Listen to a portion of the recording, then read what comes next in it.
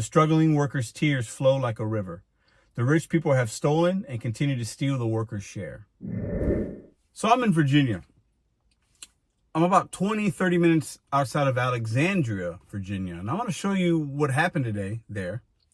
So we know there's a lot of strikes in the gig economy, especially and mostly in part with Uber and Lyft drivers. So rideshare companies, drivers going against those companies and striking, protesting, whatever words you want to use, gathering together to have their voices heard.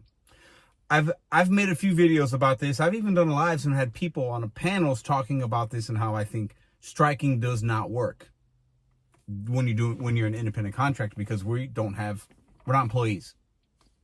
And in the terms of service of when we decide to sign up for these apps, they know that, and the companies take advantage of it. Well, we know it, and we continue to do it. But when you're doing rideshare, it's different than food delivery, because the rideshare game's been longer than food delivery. It's been around longer. And if you were in the beginning, you were making better money than you are now, mostly.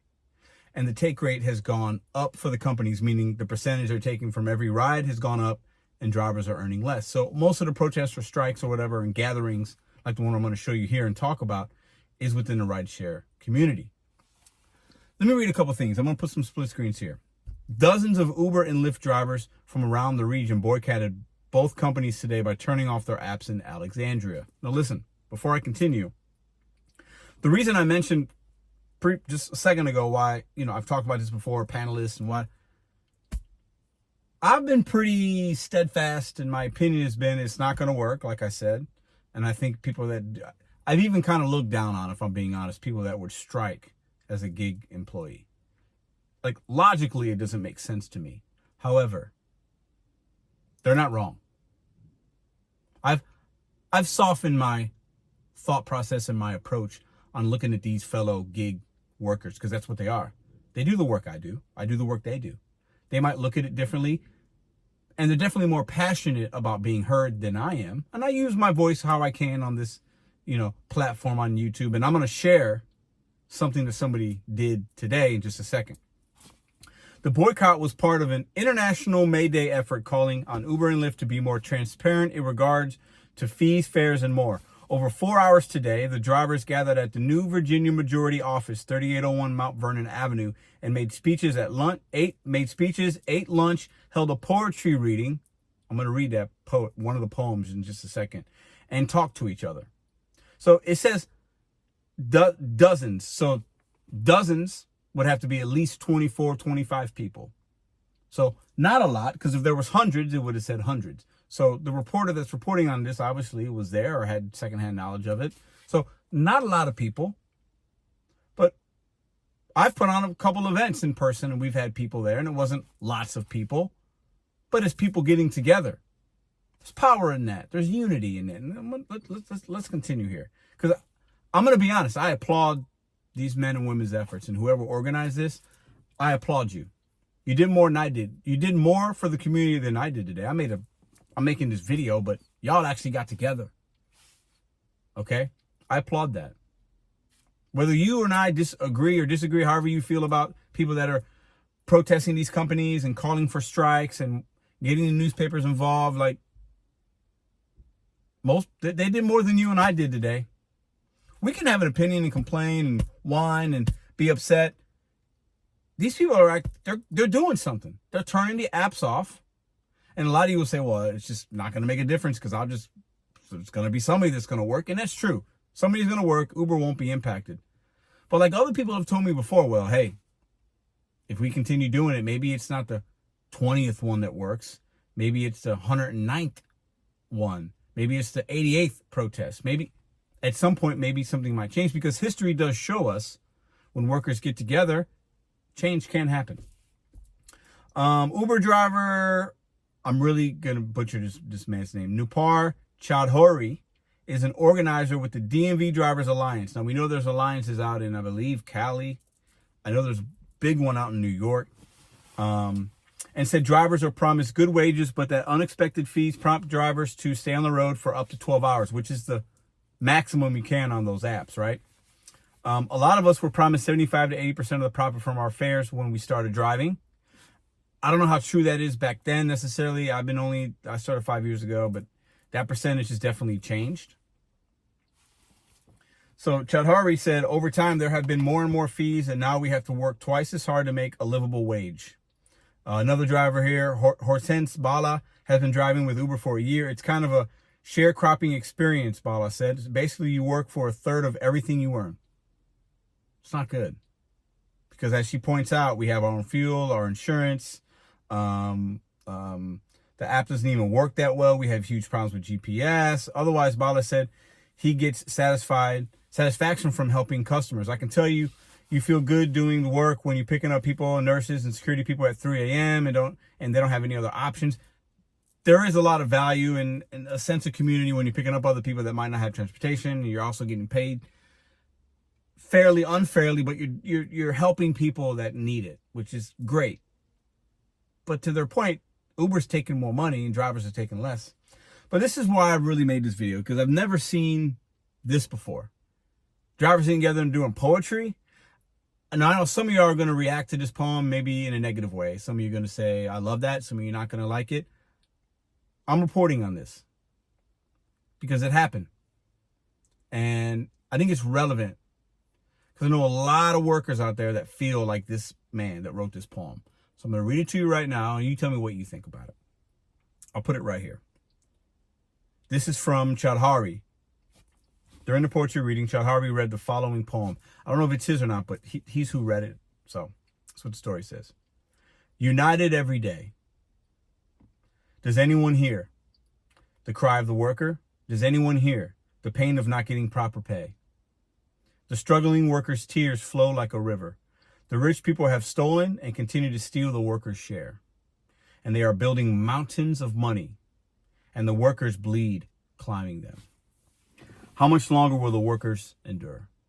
Hey, friends, like a flock of birds, move together, gather strongly, create a strong circle, awake, and scream loudly, scream loudly. Gather and burst into a protest. Like that May Day of 1886, when workers risked their lives protesting for an 8-hour workday. And today, why do we have to work more than 8 hours? The time has come to gather, to sit firmly, to form a circle tight as ropes, stay in unison, stay together, stay stronger. Be united. No other force can shake us. Be united, be united. Now listen, I know many of you are going to sound like, that sounds like union talk, Pedro. You're not a pro-union guy. I'm not anti. I don't think unions will work right now in 2025 with a gig economy. I just don't. But it doesn't mean I can't respect these men and women that went out there and taking their time to write poems, turn the apps off, have a news article written in the this is from James Callum. ALX Now is the news source. I'll put a link in there.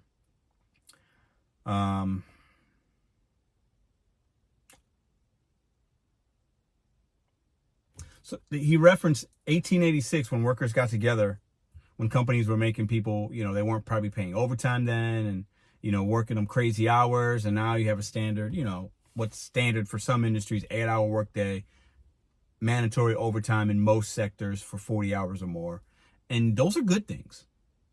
Many of you that are out there, like, you want overtime, you're getting time and a half, you're getting certain benefits, people had to fight for that. We didn't always have that. We just didn't. And in the poem, he references the companies getting mountains of money and drivers bleeding to climb the mountain. How true is that to you? Do you feel that way? Honestly, I don't. Personally, I don't. I've done okay in the gig economy, but maybe I'm lucky. Maybe I'm lucky that I have this as a monetized YouTube channel. Well, I am lucky. I'm grateful to have that. Maybe I'm lucky and or grateful to be in St. Louis where the market's pretty good. I have multiple apps. But I'll say this, the experience of somebody that's just doing one app, especially if you're just a rideshare driver, it can be a struggle for a lot of people. It just can. And even if it's not a struggle for you, it doesn't mean we can't respect and understand and have empathy for the drivers that it is a struggle for. And I want these drivers to bet on themselves. This work, in my opinion, should not be long-term for a long time, because you'll feel like you're bleeding up that mountain of money from the companies. You know, I can see if you stay long enough, you're going to feel that way. So what do we do to get out of it? If you don't have any options and you have to stay in it or feel like you have to, I see why you would protest. My challenge to the people that went to this protest, the ones that are going or rallying around or organizing other ones, can we get out of this line of work and find something better? It's more plentiful. I don't know. But not everybody can do that. I'm aware of it. But these guys got together and did poems.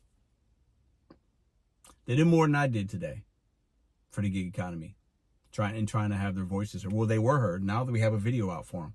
So I'm just doing my part to show respect to those people. Even if I don't always agree or think it will work, doesn't matter. They believe that. And I can respect that. I want to hear from you guys. What do you think? And if you were going to rally and get your people together, what would be in your poem? What would you want? Should these companies give us more of the percentage of profits that they're getting, because they're making money? And reports could say this, that these companies are making money. These CEOs are getting bonuses. The stock shares doing pretty good on a lot of these companies. Okay? And they're reinvesting a lot of their profits into the future autonomy and this and that. And listen, and it's cool. Do what you got to do. It's America. Make your money. But should there ever be somebody promise something and they don't get it? Should there ever be a sense of manipulation or predatory moves that these companies do? It shouldn't have to be like that for a simple job that we do. And a lot of other companies took advantage of workers in this country, and the workers had to stand up for their rights, and a lot of other job sectors did get better. Will this be the next one now that the gig economy is growing? Do we need this? Will it help us 5-10 years down the line for the people that choose to come into it, or for the people that want to stay in it? Time will tell. But I got to show a little love and respect to my fellow gig workers that are trying something. Because like I said a couple times now, they did more than I did today.